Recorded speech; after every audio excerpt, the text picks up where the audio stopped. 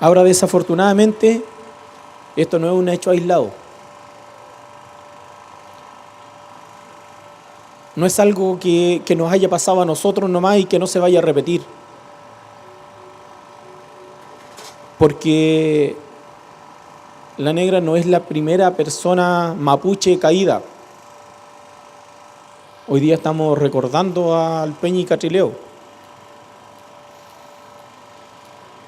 Pero antes fue Alex Lemun, también está Mendoza Collillo, y hay varios más, si ellos son los más conocidos.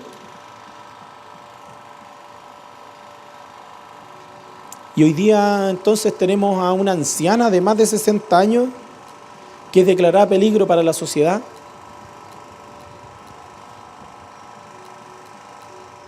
que es obligada a estar presa,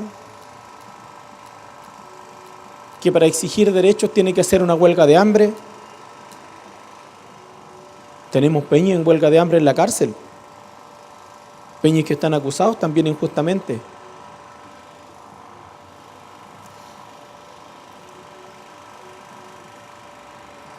Un niño que lo balearon tanto en el suelo, po. Otros peñas que los atacaron su vehículo a la mitad de camino. Pero hace tiempo atrás, cuando nos tomamos la UNICEF, también era porque habían atacado a niños en un colegio y les dispararon sin asco. Y la explicación fue que los mapuches usaban a los niños como escudo humano. Y nosotros nos preguntamos entonces, ¿qué tan mierda de persona tenéis que ser para disparar igual? Si alguien está usando a un niño como escudo humano y tú disparás igual, ¿a quién le estáis disparando? Pero eso nos pasa por ser mapuche. Nos pasa porque no tenemos derechos. Porque valemos menos. Y cualquiera que esté dispuesto a pensar distinto, cualquiera que esté dispuesto a creer que vale un poquito más o que vale lo mismo, entonces es un peligro para la sociedad.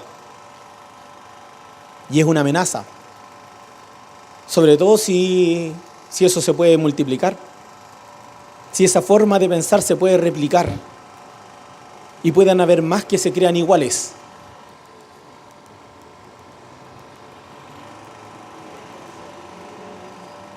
Nosotros realizamos un traún en Tranquil el 17 y 18. La convocatoria fue bien apresurada, pero llegó bastante gente. Fue un buen traún, nos juntamos a conversar, a contarnos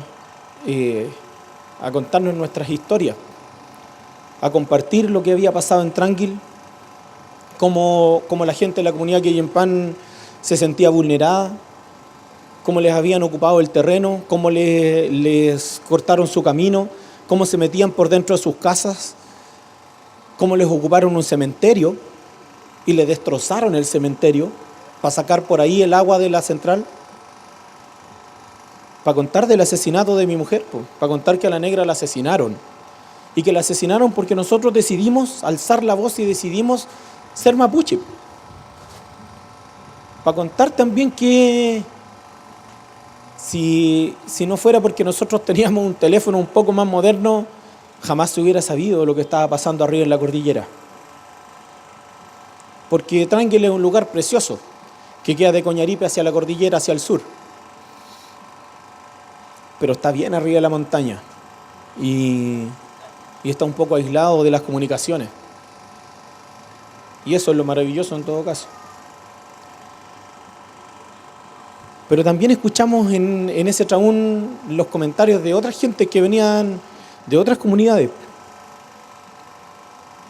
Vino gente de Santiago, gente de aquí de Temuco, de Concepción, de Valdivia, de lugares intermedios. Y en general todos coincidían en lo mismo. ¿Qué puedo hacer yo solo? ¿Cómo me pongo yo solo a esto? Entonces de ahí viene la reflexión. No estamos solos.